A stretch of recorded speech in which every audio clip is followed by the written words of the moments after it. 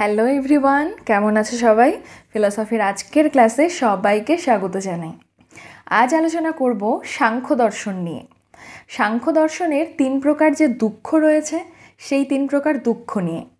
Class শুরুর আগে বলে দিই, তোমরা যারা এখনও ফিলোসফিক্যাল জোনকে সাবস্ক্রাইব করোনি তারা জলদি গিয়ে ফিলোসফিক্যাল জোনকে সাবস্ক্রাইব করে দাও। সহজ সরলভাবে ফিলোসফি বুঝতে হলে কিন্তু তোমাদের ফিলোসফিক্যাল জোনকে সাবস্ক্রাইব করতেই হবে। তাহলে আজকের ক্লাস শুরু করছি। ভারতীয় আস্তিক স্বরদর্শন বা 6টি দর্শনের মধ্যে সাংখ্য দর্শন নিঃসন্দেহে ভীষণ প্রাচীন একটি দর্শন।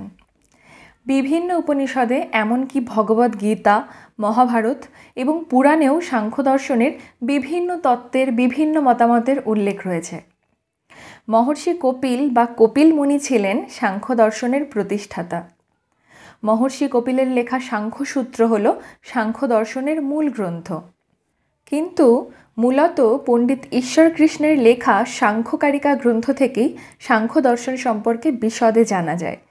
কেননা আগের সাংখ্য দর্শনের যে সমস্ত মূল গ্রন্থগুলি ছিল সেগুলি কিন্তু সময়ের সাথে সাথে প্রায় বিলুপ্ত হয়ে গেছে। অন্যান্য ভারতীয় দর্শনগুলির মতো সাংখ্য দর্শনেও জীবের বন্ধন এবং মুক্তির কথা বলা হয়েছে। আর এই কথা বলতে গিয়েই, অর্থাৎ জীবের বন্ধন ও মুক্তির ব্যাপারে বলতে গিয়েই আমরা দেখতে পাই মহর্ষি কপিলের সাংখ্য দর্শনে 3 প্রকার দুঃখের কথা বলা হয়েছে। এই 3 প্রকার দুঃখই কিন্তু জীবের বন্ধনের কারণ, এরকম সাংখ্যসূত্রে মহর্ষি কপিল বলেছেন। এই ত্রিবিধ দুঃখ কি কি? প্রথম প্রকার দুঃখ হলো আধ্যাত্মিক দুঃখ, দ্বিতীয় দুঃখ আধিভৌতিক দুঃখ, আর সবশেষ বা তৃতীয় দুঃখ হলো আধিদৈবিক দুঃখ। এবারে এক এক করে তোমাদের বলি আধ্যাত্মিক, আধিভৌতিক এবং আধিদৈবিক দুঃখ বলতে কি বোঝানো হয়েছে। তাহলে প্রথমেই বলা হয়েছে আধ্যাত্মিক দুঃখের কথা। দেখো, এই আধ্যাত্মিক শব্দের মধ্যে আত্মা শব্দটা রয়েছে। এখানে এই আত্মা শব্দের দ্বারা শরীর ও মনকে বোঝানো হয়েছে। সাংখ্য দর্শনে কিন্তু এই আত্মা বলতে আমরা নর্মালি যে আত্মা বুঝি সেটা বোঝানো হয়নি। সাংখ্য দর্শনে আত্মা বলতে কি বোঝানো হয়েছে? আমাদের এই যে শরীর আর আমাদের মনকে। যে সমস্ত দুঃখ শারীরিক পীড়া এবং মানসিক ভয় থেকে উৎপন্ন হয় সেই সমস্ত দুঃখকেই বলা হয় আধ্যাত্মিক দুঃখ। বায়ু, পিত্ত এবং কফ এই 3টির সাম্যাবস্থায় শরীর থাকে সুস্থ, স্বাভাবিক। অন্যদিকে যখনই এই বায়ু, পিত্ত ও কফের বৈষম্য দেখা দেবে শরীরে, তখনই সাধারণ জীব কী হবে? রোগগ্রস্ত হবে, অসুস্থ হয়ে পড়বে। এখানে বায়ু চারপাশের বাতাসকে ইন্ডিকেট করছে, আর পিত্ত বলতে অগ্নি বা আগুনকে বোঝানো হয়েছে, আর কফ হলো জলীয় উপাদান, অর্থাৎ কফ বলতে বোঝানো হচ্ছে জল বা ওয়াটারকে। তাহলে আমরা দেখলাম বায়ু হলো এয়ার এলিমেন্ট, পিত্ত হলো ফায়ার এলিমেন্ট এবং কফ হলো ওয়াটার এলিমেন্ট। আমাদের শরীরে বায়ু, পিত্ত এবং কফের তারতম্যের কারণে নানান ধরনের রোগ দেখা দেয়। যেমন বায়ুর তারতম্যে হাঁচি, কাশির সমস্যা এগুলো দেখা দেয়, ঘুম কমে যাওয়া, পেট ফুলে যাওয়া ইত্যাদি নানান রকম রোগ শরীরে দেখা দেয়। একইভাবে পিত্ত এবং কফের তারতম্যে শরীরে খিদে, তৃষ্ণা কমে যাওয়া থেকে শুরু করে ক্লান্তি, অতিরিক্ত ঘুম, মাথা ঘোরা সহ বিভিন্ন রোগ শরীরে বাসা বাঁধে।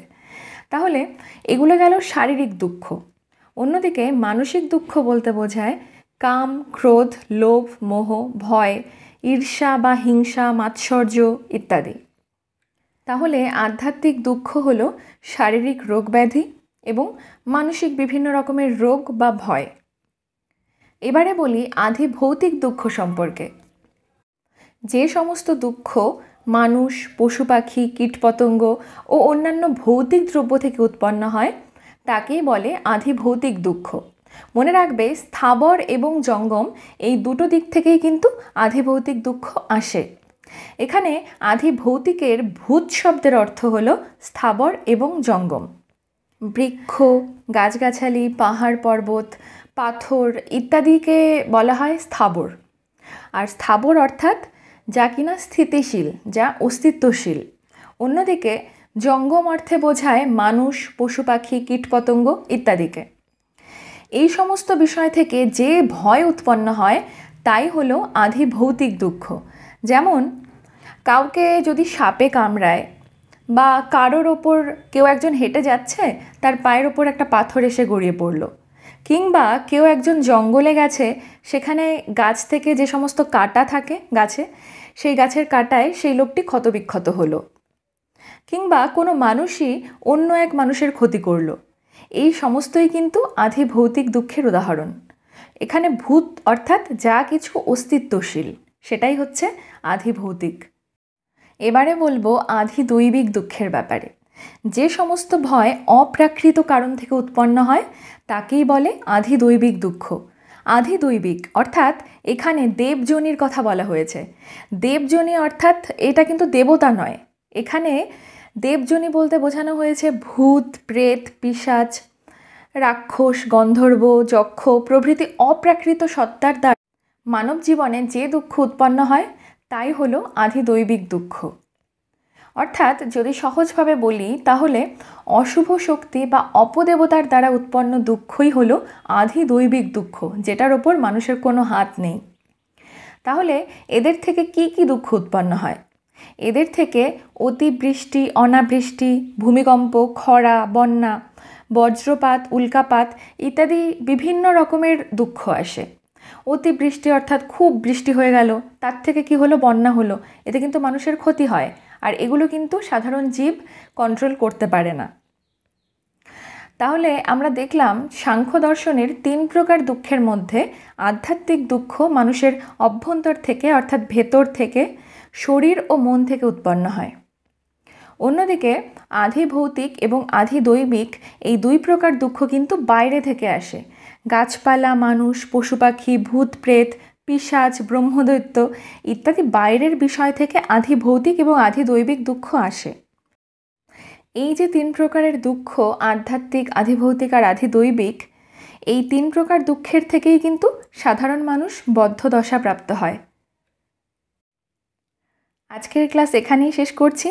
আমার ক্লাস ভালো লাগলে ফিলোসফিক্যাল জোনকে অবশ্যই সাবস্ক্রাইব করবে, বন্ধুদের সাথে শেয়ার করবে, আর আজকের ক্লাসে কারোর যদি কোথাও বুঝতে অসুবিধা হয় তাহলে কমেন্টে অবশ্যই জানাবে।